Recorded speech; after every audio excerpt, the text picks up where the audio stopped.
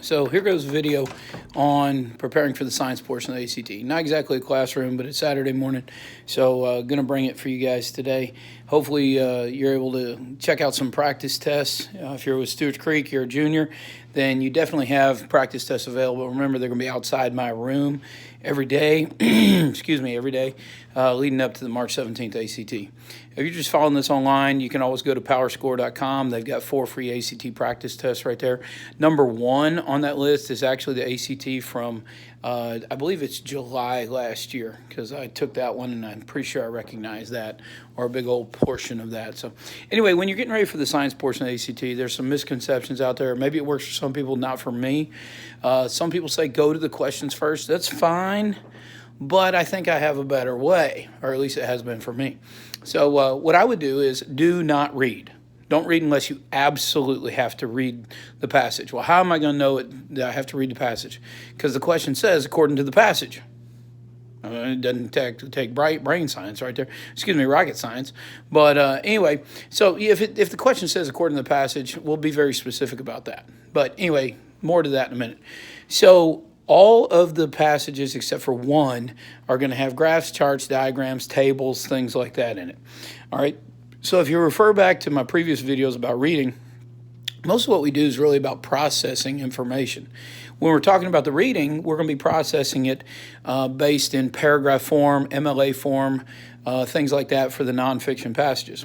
With the science, it's about processing data, maybe in a graph, a chart, a diagram, a table, something like that.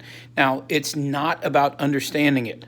More than anything, it's about knowing what information is located where and being familiar with it, having and understanding the patterns that are therein. For instance, if you have a table and you see that temperatures are going from lower to higher, that's something to take note of. Also, if there's the same difference in between each of the values, notice those things.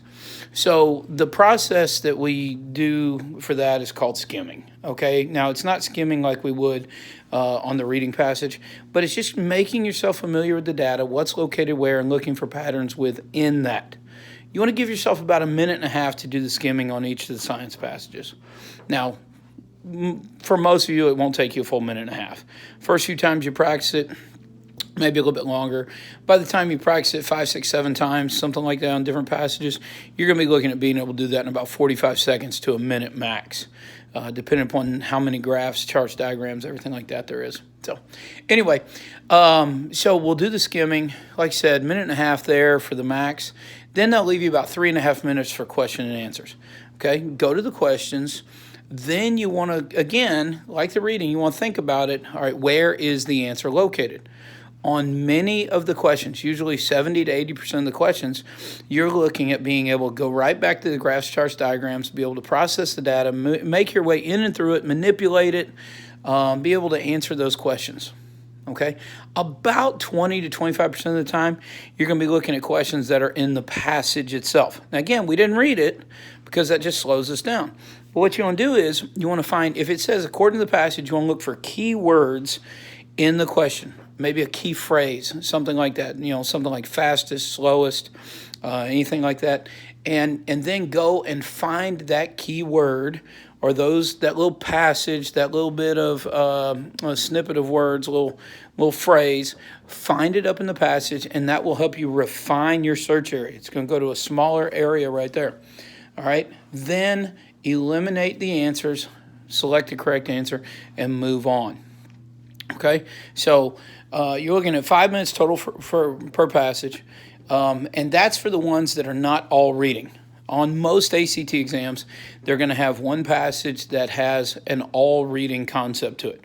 I'll share a little bit more about that on Tuesday during my ACT, during ICU class with about 110 or so juniors that are there. And also we're going to have some special guests there with us from some other schools that are coming to check out what we do at the Creek. Speaking of the Creek, this video is brought to you by Stewart's Creek High School football. There we go, representing today, football. And got my little beanie on. So anyway, don't be afraid to share this video with friends, family, anybody's getting ready to take the ACT. And if you feel like you need to, go ahead and subscribe. And we'll be putting out more videos lately. Again, remember, practice tests are available at powerscore.com. You can download them in PDF form, work on them that way. Don't forget also, the deadline for signing up for the April 4th ACT is February 28th. Again, if you're at Stewart's Creek, share this with friends. We will be meeting every day coming up this week, Tuesday, Wednesday, Thursday, and Friday during ICU. And then the following week, we'll have all 5 days. Actually, I take that back. The Monday we won't. I've got a different meeting I could be at then. But anyway, science portion, hopefully that helped you out. And give a follow, subscribe to this channel, and we'll go from there. So good luck to everybody getting ready for the ACT. See you.